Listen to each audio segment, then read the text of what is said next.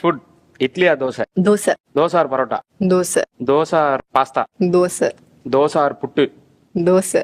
Dosa or biryani? Dosa.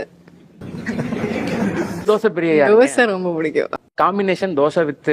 எனக்கு தெரிஞ்ச தோசை எது கூட வேணாலும் போகும். தோசையும் புளிக்குழம்பு சாப்பிடுவேன், Okay. வாத்த குழம்பு, தோசை, சாம்பார், சட்னி, தோசை, ரசம் கூட சாப்பிடுவேன். தோசை ரசம்.